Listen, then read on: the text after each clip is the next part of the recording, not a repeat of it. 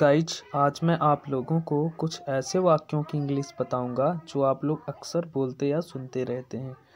जैसे कि उसके पास पैसे हैं तो, है तो तुम्हारे पास पेन, है तो तुम्हारे पास साड़ी, थी तो तुम्हारे पास मोबाइल, तुम्हारे पास कपड़े थे तो। गाइज इन वाक्यों को इंग्लिश में कैसे बोलेंगे, चलिए सबसे पहले इनके रूल को समझ लेते हैं। रूल में सबसे पहले रखेंगे सब्जेक्ट, उसके बाद डू या डच, फिर रखेंगे हैव और अंत में रखेंगे ऑब्जेक्ट।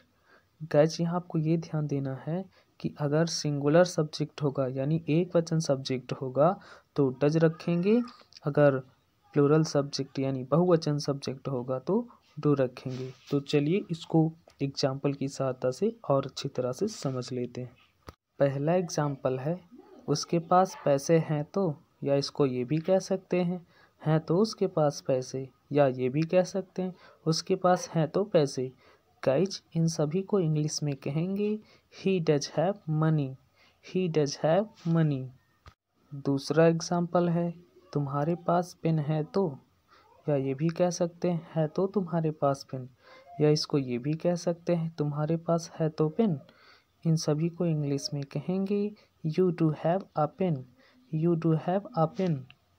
तीसरा एग्जाम्पल है, मेरे पास कार है तो, या इसको ये भी कह सकते हैं है तो मेरे पास कार, या ये भी कह सकते हैं मेरे पास है तो कार।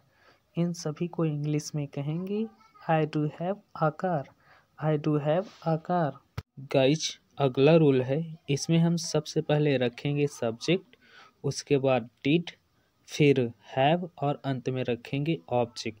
तो चलिए एग्जाम्पल की सहायता से इसको भी और अच्छी तरह से समझ लेते हैं। एग्जाम्पल है, तुम्हारे पास मोबाइल थी तो, या इसको ये भी बोल सकते हैं थी तो तुम्हारे पास मोबाइल, या इसको इस प्रकार से भी बोल सकते हैं तुम्हारे पास थी तो मोबाइल।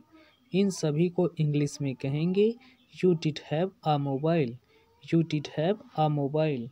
पांचवा एग्जाम्पल है, तुम्हारे पास कपड़े थे तो, या इसको ये भी बोल सकते हैं थे तो तुम्हारे पास कपड़े, या इसको इस प्रकार से भी बोल सकते हैं तुम्हारे पास थे तो कपड़े। गाइज इन सभी को इंग्लिश में कहेंगे you did have clothes, you did have clothes. Guys आज मैं आप लोगों को प्रैक्टिस के लिए दो वाक्य दे रहा हूँ। पहला है तो तुम्हारे पास साड़ी, दूसरा है थी तो तुम्हारे पास किताब। इन दोनों को इंग्लिश में ट्रांसलेट करिए और कमेंट बॉक्स में लिखिए।